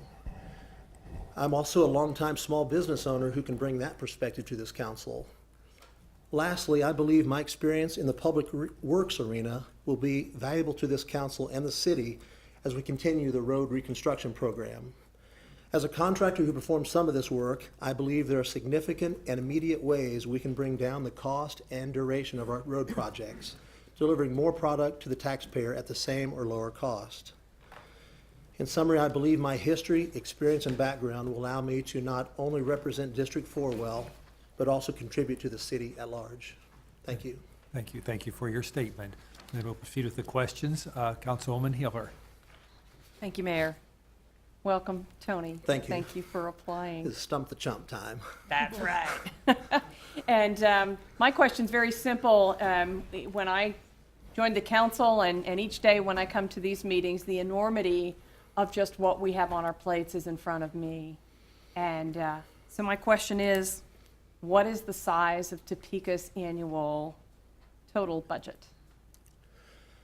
Just the number? You According can to tell the more if you want. Open Budget Portal on the city's website, the adopted budget for 2016 is $270,282,349. And if I can expand on that, $270 million is a lot of money, but there are also a lot of needs that consume it. According to the portal, again, $97 million goes to employee salaries and benefits. Over 10%, $27.6 million, is consumed by debt payments. This leaves approximately $146 million, or 54%, for the other operational costs of the city. Of that, some of the money can only be used for certain purposes, so suddenly what seems like, and is, a lot of money is now a very limited resource. And we need to treat it as such, because this money is coming out of citizens' pockets. Every time I make a mortgage payment, I feel it in the property tax I pay. Every time I buy shoes for my kids or a meal out, I feel it in the sales tax we pay. Every time I pay my electric bill, I feel it in the franchise fees that are added. I believe that Topekans are tapped out and want, or rather expect, their government to live within its means. My company, operates in an industry where being the low-cost provider is the surest way to keep work and flourish. We therefore have to be relentless about squeezing out unnecessary cost and inefficiencies in our operations. At the same time, we can't scrimp on investing in the tools and equipment that will make us more productive and cost-efficient in the long run. Government should do the same, look to eliminate even the tiniest of waste, while investing in the tools and technologies that will result in the most cost-effective methods of service delivery. Thank you. Thank you. Welcome. Councilwoman Claire. Can you tell us the qualities you find in coworkers and team members that annoy you, and qualities that you find refreshing? The airing of grievances question, I love that. Sorry, I'm a big Seinfeld fan.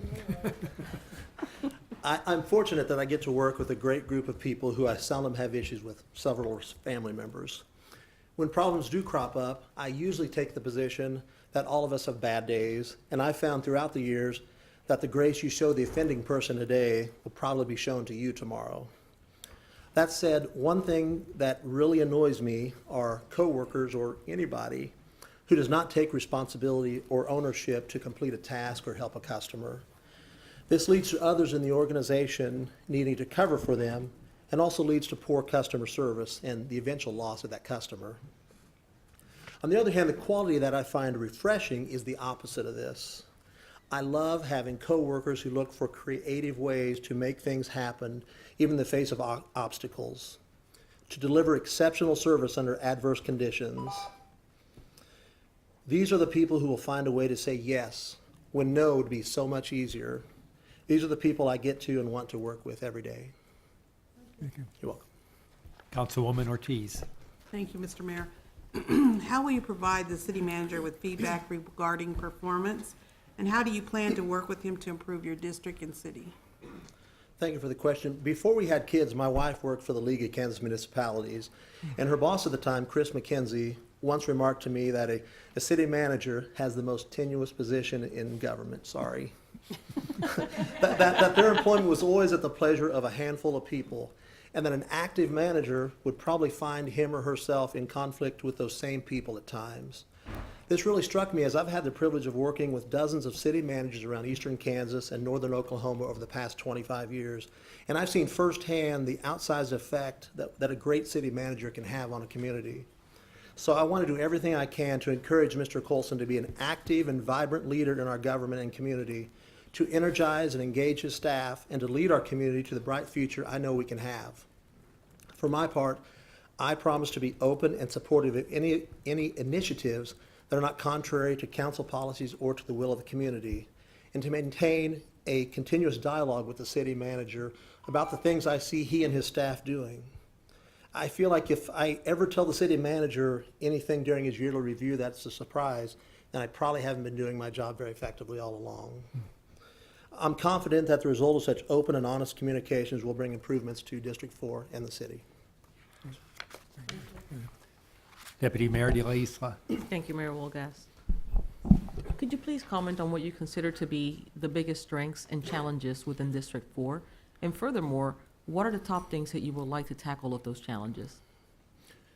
Thank you. District 4 is a strong and diverse area with mostly owner-occupied homes, many second and third generation families in beautiful Lake Shawnee. It's an area I've been proud to live in for over 35 years. However, we're not without our challenges, and some of those I see are, first, we have a declining infrastructure. I drove down nearly every street in my district over the weekend, and 25th Street from Adams to California and Colorado from 25th to 29th looked great. But the vast majority of those streets are crumbling with open ditches and no sidewalks. So kids are walking in the streets to and from schools. This needs to change. Number two, we have a dwindling number of primary jobs in the area. Many of my friends had well-paying and stable jobs at Jostens, Hallmark, or Volume Shoe. These friends now either travel to Lawrence in the case of Hallmark or work elsewhere, and in most cases don't have the same economic prosperity or security they previously enjoyed. I appreciate the investment that Southwest Publishing has made at the old Jostens plant, but there's still been a large loss of jobs in our area. The last thing is the isolation of our neighborhoods. District 4 generally stretches from 21st to 45th, Adams Street to Croco. This area is defined by a couple of features which bisect it, though, the Kansas Turnpike and Lake Shawnee. These features geographically separate neighborhoods and their residents in the district. Further isolation occurs due to the fact that half the kids in the district go to 501 and the other half go to Shawnee Heights. This leads to a fractured sense of community and a lack of a unified political voice. These features also hinder commercial development in the area. So if appointed, the three challenges I'd like to work on in the next 25 seconds are accelerate the street repair program and install sidewalks along the main routes leading to Highland Park Central, St. Matthews, and Ross. Number two, work to attract more high-paying and stable jobs to our city. And lastly, engage with community leaders in my district to increase our sense of community and unity and work to bring more retail businesses and restaurants to our area. Thank you. Councilman Jensen. Thank you, Your Honor. Nicely done. Thank you. Got to get in before the buzzer. I like it. Thank you. What is your vision for the future of our fine city? And if you were selected to join the council, how would you work to achieve that vision? Thank you, sir, for the question. My vision for Topeka is a city where my children can find good jobs and raise my grandchildren nearby. A city where they can walk down clean sidewalks to school. A city where we can drive down a street without dodging potholes. A city where entrepreneurs flock to launch their companies. In short, a vibrant, functioning city. Given our recent past, this may seem like pie in the sky stuff, but it shouldn't. It's all attainable with the right leadership and vision. In fact, I believe we're already taking steps to secure this future. The Noto district, which I dined in last week, is a great example of how areas can organically blossom and grow if given a little vision and community support. The privately funded downtown parks are another. I also see signs that this council is ready to embrace a climate where positive change is possible. I attended the meeting last week and was impressed by how you guys wrestled with the downtown skating ordinance. I really appreciate how nuanced the discussions were and how you grappled with not wanting to be heavy-handed and scare young people away from downtown, while also seeking a way to provide for the public safety and protection of the infrastructure in the area. I also saw Mr. Finder and his staff working with the council to allow a homegrown business to continue to operate and flourish in North Topeka. There have been times in the past when that establishment would have been forced to close. Hopefully those days are behind us. To echo the words of you, sir, I hope we're becoming the city of we'll work it out instead of the city of no. My background over the last 25 years has been continually looking for ways to work it out with the developers and municipalities that we've worked with, to look for ways to improve areas, to improve lives. I know that if given the chance, I can bring those same skills to this council and build on the great work you all have started. Thank you. Councilwoman Schwartz. Thank you, Mr. Mayor. Welcome, Tony. Thank you. All cities are facing fiscal challenges. How would you address balancing the budget and consider various alternatives and trade-offs without raising taxes? Thank you for the question. The annual budget is probably the most important and difficult thing the council addresses each year. As stated earlier, I feel like Topeka residents are tapped out and weary of paying any additional taxes. So we must always look for ways to save money and reduce taxes. Over the course of 25 years, my business has encountered many ups and downs, the last being in 2009 when our sales were off over 40% from the previous year. These were very difficult times for all of us in the construction industry, and indeed, many companies failed.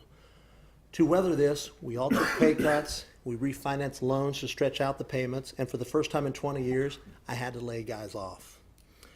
This last thing in particular was difficult. telling a guy who'd worked for you over 20 years who had a mortgage. I felt like I'd failed him. But the truth was that things were so bad, the company wouldn't survive otherwise. Fortunately, we saved the company, rehired our laid off workers, and have rebounded. But this experience has haunted me and still taught me 2 lessons. One, don't overbuild or overspend during times of plenty. Many of our competitors did that and are now out of business. My lesson here for the city is we shouldn't overbuild things while the sales tax money is coming in that we'll have to maintain forever. That money should be treated like our seed corn, to be invested, not consumed. Number 2, there can be no sacred cows regarding spending. When times are tough, all options need to be on the table, and there are many ways to stretch a dollar if you have to. I hope we never repeat the Great Recession, but I know that the experience I gained navigating a business through it will enable me to work with this council to make the tough choices it takes to balance the budget in good times and bad. Thank you for that heartfelt answer. Councilman Cohen. Thank you, Mayor. Welcome. Here's your, Thank you. break. Yeah. Thank you. On a scale of 1 to 5, 1 being most important and 5 being least important, where do city streets and utility infrastructure projects rate on your list of priorities? Thank you for the question. For too long a time, Topeka took money away from streets and utility budgets to spend on operating costs. As anyone that neglects maintenance on a house or a car knows, you can do that in the short run, but there's always a long-term price to pay, a price we are now paying. As a contractor who has repaired and replaced streets, sewers, and water lines throughout the city, I can tell you that the need is urgent and long overdue. This issue is a 1 in my book, an issue of the highest importance. However, like I said in my previous answer, we need to be strategic about where and how we spend money on these projects, because whatever we build today, we'll be maintaining forever. Ask any contractor in town and they can share dozens of ways we could be better stewards of this money, how projects can be done more efficiently in terms of both disruption and cost. That is one of the areas where I think I can be most beneficial to this council and the citizens of Topeka. We need to remember that the sales tax is only temporary. We need to spend every penny as if it's the last. Councilman Harmon. Thank you, Your Honor. Thank you, Tony, for your interest in serving the citizens of District 4 and Thank you. of Topeka. My question is, complete the following sentence. Leadership is. Councilman, thank you for the question. Had you asked me that question 28 years ago, I'd have had a confident answer, as I thought I was the very definition of a leader. I left Topeka as an 18-year-old cadet colonel in the Air Force Auxiliary. I'd attended cadet leadership school at Whiteman Air Force Base, was the ranking cadet in the Kansas Wing, and sat on a 5-state regional council. Then I got to KU and met Colonel Rademacher, and I knew instantly that my definition was lacking, that I was lacking. So over the past 28 years, let me share with you what I've come to see as leadership. I saw leadership in the actions of Colonel Rademacher at KU as he arrived hours early most mornings to see us raise the flag over the campus, learning that a leader supports his people and their mission even when it means a personal sacrifice. I saw leadership when a member of the wing staff at the Air Force Academy removed an item from her uniform and handed it to me to replace an item I'd lost, learning that a leader looks first not to criticize but rather to help her people. I saw leadership back in Topeka when the city engineer at the time, Tom Flanagan, was on site with the WPC crew at 2 in the morning as we worked to fix a collapsed sewer line, learning that a leader is always there, not just when the cameras are rolling or the sun is shining. I saw leadership when I met with Joe Hishma of Fellowship Bible Church for lunch, and he voiced the shortcomings he saw in himself while praising others for the growth of the church, learning that a leader is humble and quick to give others the credit. I saw leadership when Dr. Farley took over the reins of a university that had been stagnant for a number of years and re-energized the campus with new programs, new buildings, and new dormitories, learning that a leader casts a compelling vision for his followers. In short, my understanding of leadership has changed dramatically over the past 28 years from one of an egocentric leader to a servant leader. Thanks to these great examples from my life, I can now tell you that among other things, leadership is personal sacrifice, leadership is serving others, leadership is being present, leadership is being humble, and leadership is being visionary. Thank you. My question is, how would you reconcile representing both your district and the entire city? Thank you for the question. This question could be read to imply that the two things are at odds with one another, that on most issues I need to either represent the interests of my district or the city at large. And I reject that notion. In general, I believe that is what is good for my district is good for the city and vice versa. Remember that council districts are just lines on a map. We're all Topekans. And again, anything that helps Topeka ultimately helps District 4. If a company wants to make an investment in Topeka that will bring well-paying, stable jobs, I will support that no matter what district it's going to be built in, and I'd hope the other members of this body would do the same. I realize that the city is divided into these districts to enable constituents to have a voice in city government. And to that end, I pledge I will be accessible, I will engage with, and I will vigorously support the residents and businesses in my district, especially when I feel that the resident or business is not being effectively responded to by the city. I will also work to ensure that funds spent on city infrastructure projects are apportioned fairly to my district. But I will always balance this with the needs, the responsibilities, and the capabilities of the city at large. Thank you. That completes your presentation to the council. Thank you again for your interest in serving the city. You may have a chair. Sure. Thank you. Proceed. Thank you.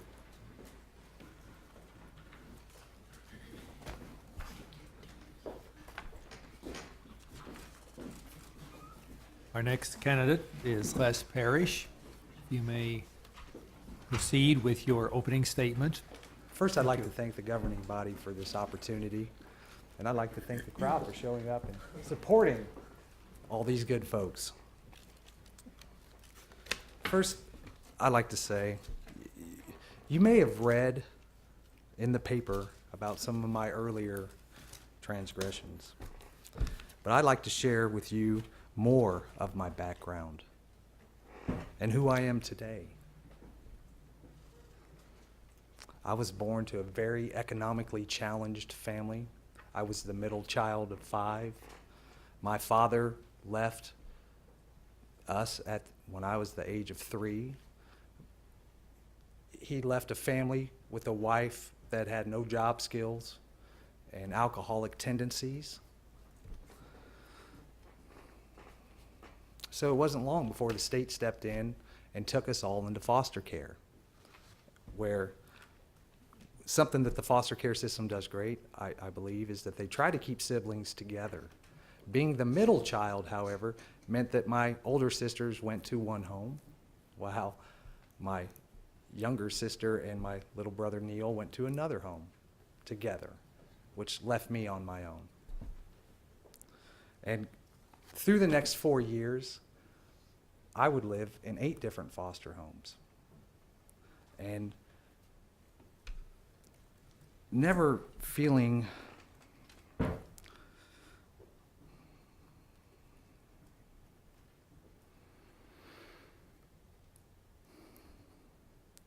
without dwelling on some of the details, let's just say some of the foster homes were abusive. Yet others had loving parents and cared for me deeply, but it's a foster situation. You're not there permanently. So this is a little hard for me. This is personal.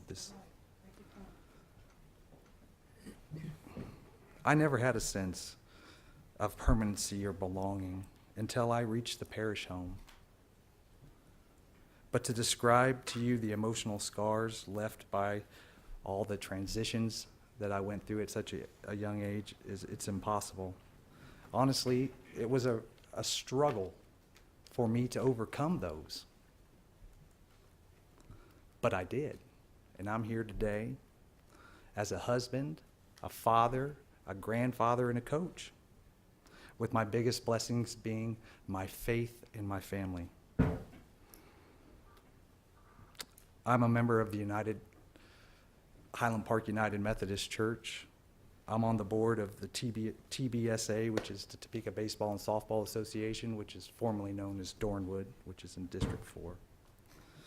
I've been successful making my own way as a worker, being a licensed merchant guard, a licensed life and health insurance agent, and I have a Class A license with a tanker and a hazmat endorsement, which means you go through an extensive KBI background check and you're fingerprinted. I own and operate my own small business, and I'm studying to become a licensed real estate agent. And I thank you for the serious consideration. Okay, thank you. Thank you for your opening statement. We'll proceed then with the questions. Councilwoman Hiller. Thank you, Mayor. Welcome, Les. Thank you. Thanks for applying for the position and being here. My question is the short one, but it comes from the fact that when I ran for council and each time when I come here, I'm still so aware of how enormous our challenge is. And dropping that just into one simple question, what is the size of our city of Topeka total annual budget? The total operating budget is approximately $250 million, 256 million, to say it another way.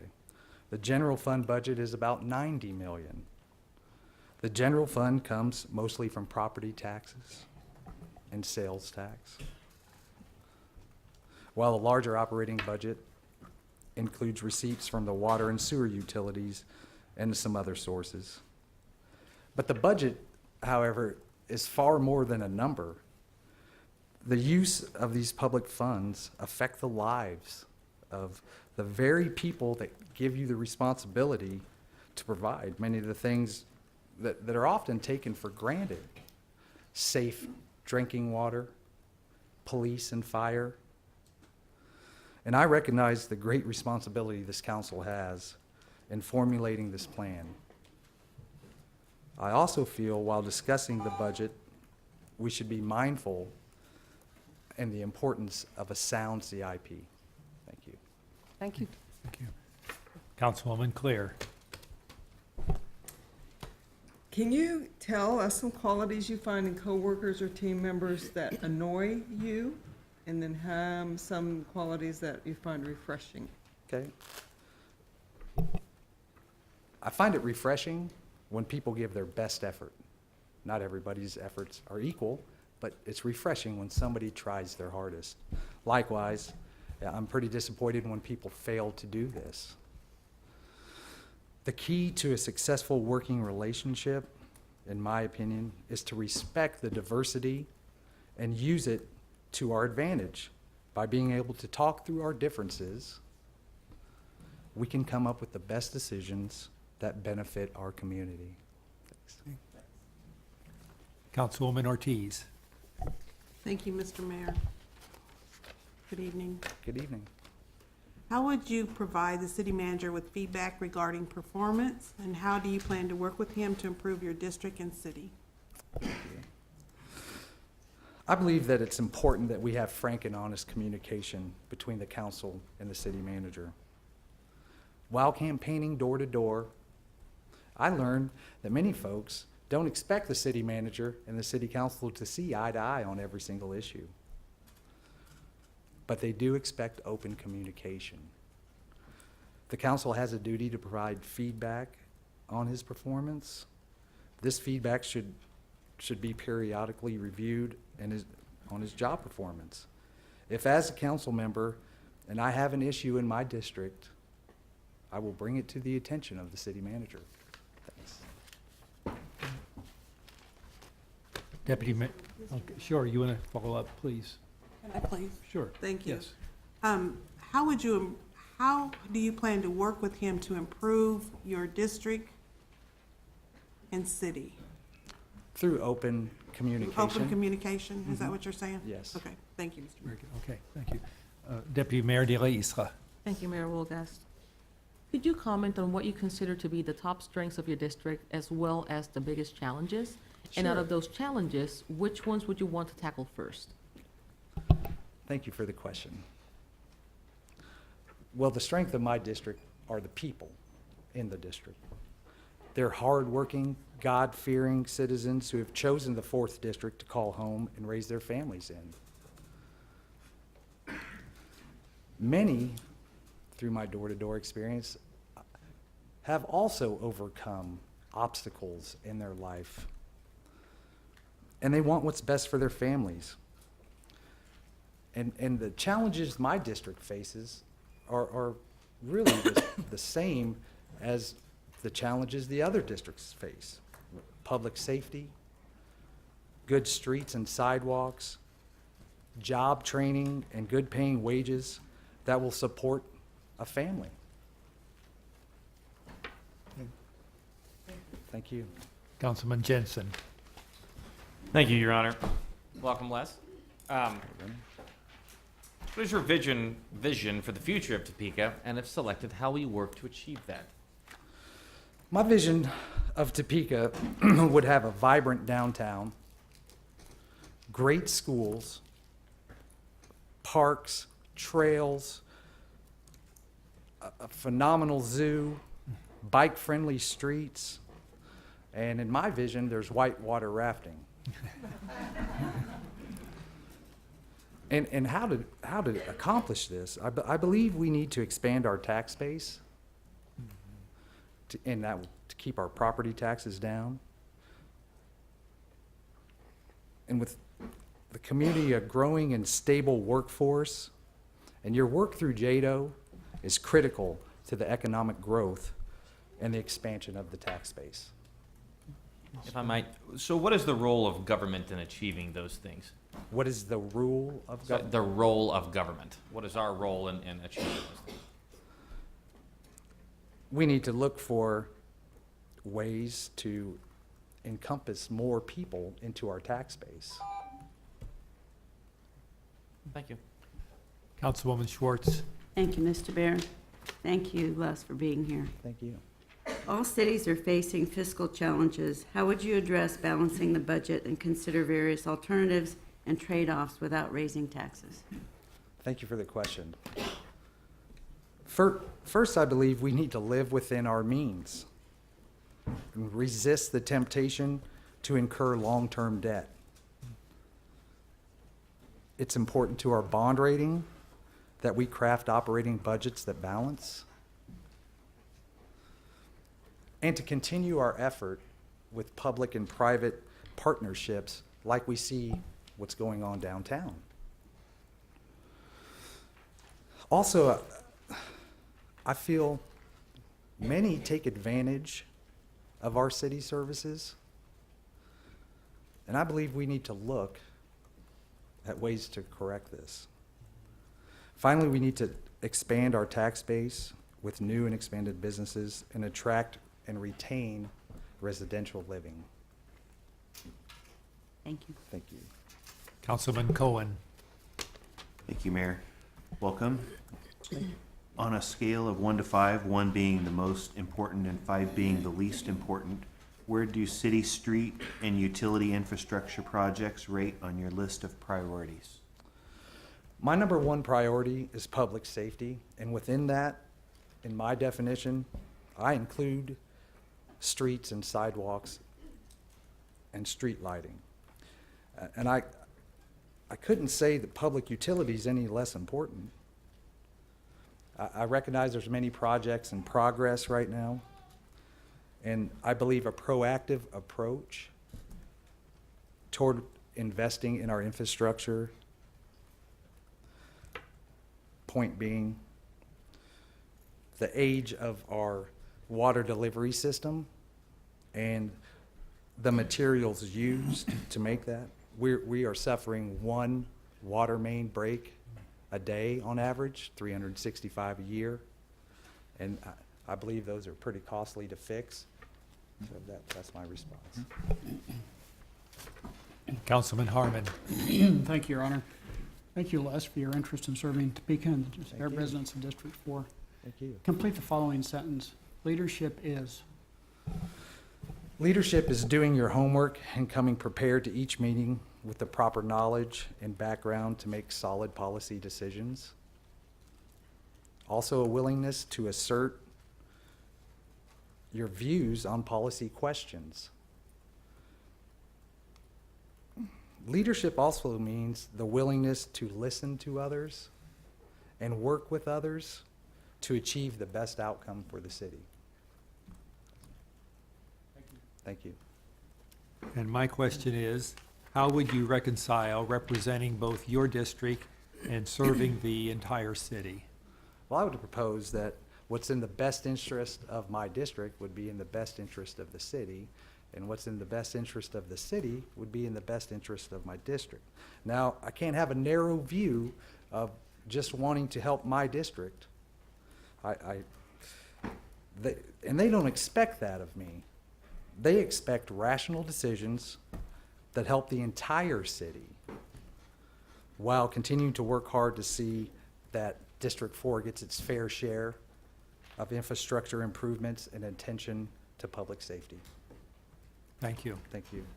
That completes your presentation to the council. You may have the seat. And council members. Can we take a break? Bathroom break? Can we do a bathroom break? Okay. We've had a request for a short break. We'll recess for about 10 minutes, and then we'll resume the council meeting. Okay?